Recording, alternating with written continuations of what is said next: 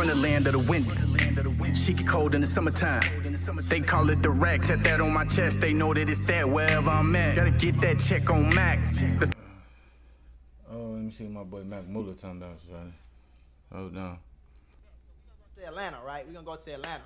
So in Atlanta, me and my homie G Dot, me and my homie G Squizzle, we was rocking with some how I'ma say it, I can't bet. So when we first got to Atlanta, the first day we was doing like marketing. So we was helping a lot of rappers like get their Instagram together, get their Twitter together. That was like our little business, right? So we was doing Uber Eats, we was doing DoorDash, we was broke, y'all. We was sharing a car, all that, like sharing the bills, sharing the gas money. We doing all that, like we broke, but we making it work though. We trying to get to where we at now, you know.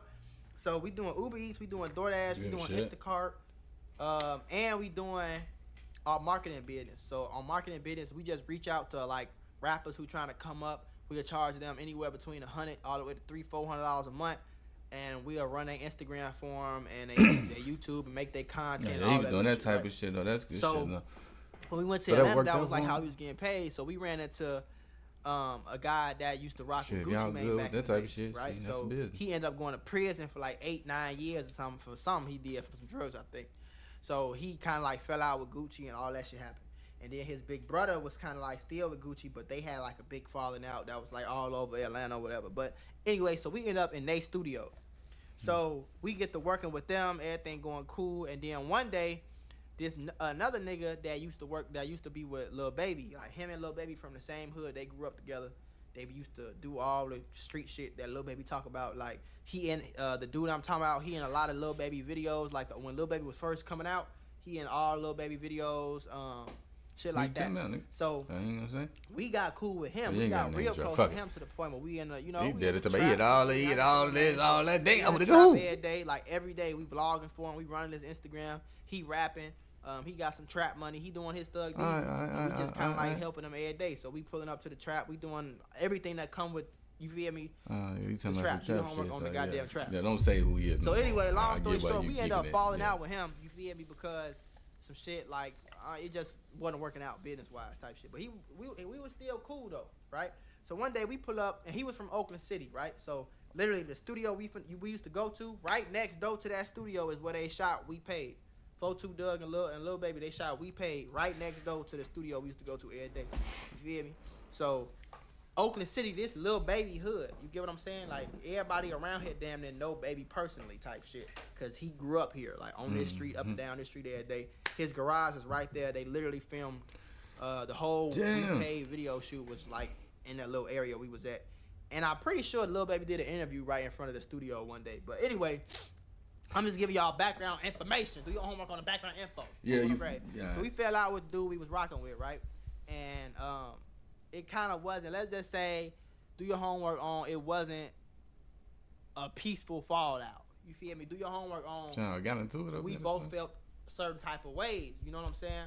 So we stopped rocking with him. We end up going to get some money from the real estate marketing, and that take off, and that was our first little money that we end up getting.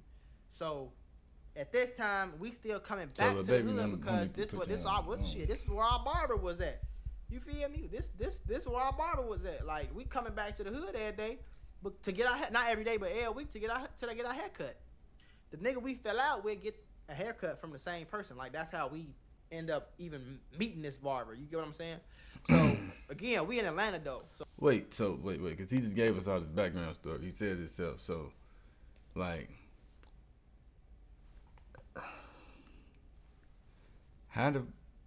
where the fallout coming? Fallout over the money, or I'm just keep. Oh, it's different from Chicago, where I know everything that's going on, or it's just me and my main mans. Like you feel me? It ain't the same. I can call motherfuckers. I know my family. It ain't like that. It's just me and my homie out here in Atlanta. That's it. We don't know nobody else for real. Nobody else come to the crib. Like we don't know motherfuckers. You feel me? So we just always did everything together. We put up to the hood, and the nigga that we fell out with is standing outside. Y'all in Atlanta. So at this point, we had some differences, but we ain't into it with this nigga. You feel me? So we pull up. We got our guns on our lap though, because in Atlanta you can have guns out. It don't matter. You feel me? So we got our guns on our lap. We pull up. My homie G Dot. He like, what up? Such and such. You feel me? So my homie like the nigga outside. He like, boy, y'all ass better get the fuck from around here before I strip and rob y'all. On the court, the smallest. He's the little ass y'all get the fuck around before I strip and rob y'all. Hell no. Now listen. I'm high, but I'm alert though. Do your homework on being alert. I'm like, damn, he aggressive as hell, bro. Why he on that, bro? So I gotta like peep his vibe, but I ain't really hear what he said. My homie in the driver's seat, he heard exactly what he said. So he like, boy, what the fuck we do to you? What we do to you? You feel me? He like, what?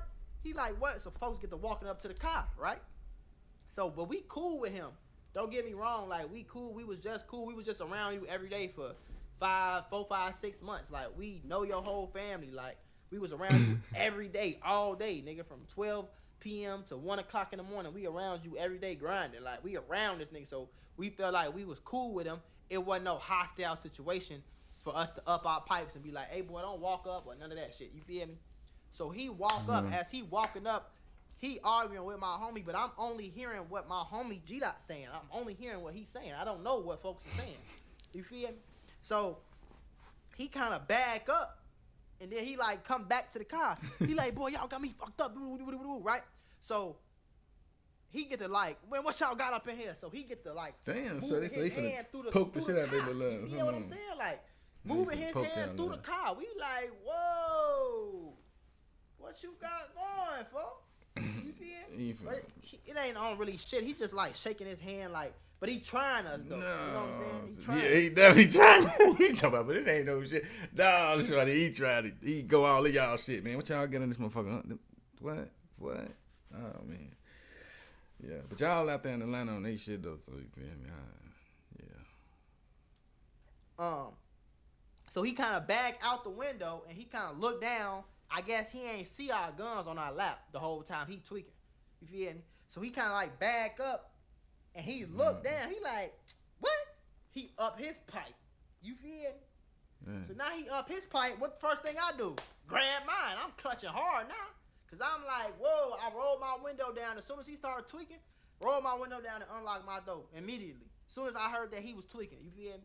As soon as I heard him a little hostile, I rolled my window all the way down and I unlocked my door. In case I gotta get out, or if I gotta get out the window and fire over, or if I gotta jump out the window, open the door, however I gotta get up out of here, we gonna get up out of here. You feel me? So he up his pipe. Bro, he get right on point. I see my homie, he grabbed his pipe, but he kind of like up his shit. So I'm kind of seeing that at the same time. I'm up my shit too, cause I'm thinking it's finna be a blast out. But at the end of the day, I'm not really like I am not no tough Tony nigga, folks. Don't get me wrong. This whole time, like I didn't really have enough time to be scared.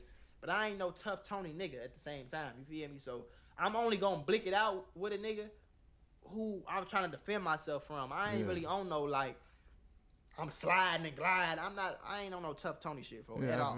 But I'm gonna protect myself though always. Yeah, don't let him blick you down, shorty. You did right. You feel me? Long story short, he up his pipe and he kind of like pointed, right? He pointed. As he pointed though, he coming inside the car. So at this time, my shit is up, gang. I ain't gonna lie. Like, my shit is, like, up, ready to, like, on my finger on the trigger, everything. Like, I'm ready to handle whatever business I gotta handle to make sure I make it home. Me and my homie, you feel me? So he coming in the car with his pipe up, and he kind of, like, dropped it. And then I don't know if he put it in his pocket or what he did. But he reached in and he grabbed my gun, like, strong as hell. You feel me? He, like, grabbed my gun and pulled it down. So now, we tussling over the gun. Now, that's a dangerous thing you do when you grab somebody else's gun. Do your homework on grabbing somebody else. Woo. You feel me? So he tried. So he did grab your pipe. Yeah. He trying to take your pipe. So he grabbed my pipe and it happened so he so tried fast. to. Damn, so he tried to take your pipe. Pretty much. I'm like, where did his gun go? You feel what I'm saying? Like, his gun just miraculously disappeared. Where did his gun go? So I think he put it in his pocket type shit. You feel me? But anyway. So I'm like, where his gun go? I'm looking at his other hand. He reached his other hand in and grabbed my pipe. I'm snatching it away, but he got it. Remember, my finger on the trigger. He got it. That's what shit was strong. I don't know where this gun gonna go. Don't pop nobody innocent. So I let my finger off the trigger. But I'm trying to get my glick. You feel me? I'm trying to get my blick. whole time while he doing that, remember he leaning inside the car window on the driver's side. Bad, my homie put that thing to his chest. Boom, he back up like, boy, you don't tweak. Folks felt that bitch to his chest. He let my gun go. At this point, I grabbed dope because I'm thinking I'm finna have to pop out and just handle my business. As much as I do not want to do what I don't even know why it got to this point. For them grave.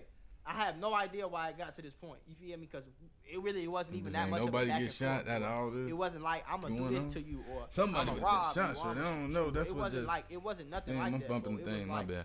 Real quick back and forth, and now we already got guns in play. Like, what's going on? Yeah. So he must have felt that gun on his chest. Like, I'm talking about right here. If my homie would have squeezed, it would have been over with. We both had one in the head. You know what I'm saying? It would have been over with type shit, folks. Okay, yeah. But anyway, that didn't happen. So he like, boy, bad. He called his name. He said, back up. I guess he kind of got scared in the moment because who wouldn't have? He backed out the car. He upped his pipe and kind of like waved it. So on bro grave, like I looked at the barrel like. You know, I'm in the passenger seat, folks. I'm not too far away. You believe? I'm looking at the barrel. Do you believe the story? My eyes was really on his finger. I'm talking. You know, because he swung it. Say what I think, but he kind of seen that we wasn't on nothing. So his finger ain't do like that. His finger stayed like that. But I was watching his finger the whole time. If he would have started squeezing it, if he would have moved a little bit, I swear to God, gang. I'm just making sure like I'm not tweaking. Like I don't want to do. You know, you don't want to. Y'all know, folks. It's serious situations. On bro grave. Anyway, long story short. He waved it. He see that we ain't know nothing. We see that he ain't know nothing. He kind of dropped his pipe. We kind of drop our pipes. Why the fuck we end up talking it out? We ain't really like get cool after that, you know? But we like talked it out. We pulled off. And that was it. That was the last time we went to that barbershop. That was the last time we kicked it over there. That was the last time we talked to that nigga for real on bro. That was the last time of a lot of shit, folks. Bro grave. And yeah, that's kind of like the story that happened in Atlanta. And so we drove off shit, and that was it. That was that. You feel me? The only reason I feel like nothing ain't go down that time is because we knew each other. You feel me? So like we kind of knew. Like I knew he wasn't gonna really try to hurt me, and he knew that we wasn't really gonna try to hurt him. Like I said, we knew each other. I knew his whole family. We was around him every day. I knew all his homies. I knew everybody around him. Like I knew everything. That's the only part. I was around him every day. I knew where he lived at. I knew where his cars was at. I knew where his girl lived at. I knew where his all the guns and shit gotta get like motherfucking get into it. That's the only thing I feel like y'all fake, fake cool. Like all the guns and shit gotta get like motherfucking get into it, especially if y'all feel like that's when shit get wonky. Like that's when my lines and shit start getting drawn. Like damn, motherfucker, a pipe on me. Cause that's how buddy like y'all. You say y'all got pipe on y'all lap, y'all pull up, y'all like, hey, see the pipe, get that. Oh damn, that's what y'all know. Then he grabbed his pipe. At that point, already lines was getting drawn. You feel me? So now y'all over wrestling over gun. He trying to take your pipe and all this, and then y'all just stop, be cool, and just talk it out like this shit some type of I don't know. Maybe that's how it is in Atlanta. I don't be having no altercation. I don't know nothing about them people for real. You know, Atlanta seemed pretty cool to me. They say it's the Black Wakanda. It's the Black Mecca, goddamn. It's a Black Panther down there somewhere in that bitch. T'Challa. I don't know. Alright, man. He get me out of my, and he just had me scratching my shit, like, scratching my head, like. I fuck with Mac Mula though. That's what I knew where his studio was at. I knew where everything, bro. Yeah. I knew everything. So and like I said, we was around each other kicking it every day. I knew everything. We was at skating rinks. We was on the block. We was in the trap. We was doing whatever we was doing, gang. We was kicking it. We was recording. We was at parties. We was bowling. I don't know if I said that. We was kicking it, just outside kicking it with the guys. Just let him go all the way. Whatever, all that with them. With him and his homies. Then he see pipe up his pipe, try to take your pipe. We just kind of both knew that we really wasn't too aggressive towards each other. Yeah. I feel like that's the only reason something ain't go down, cause it was close, folks. But I ain't gonna lie. And if that was a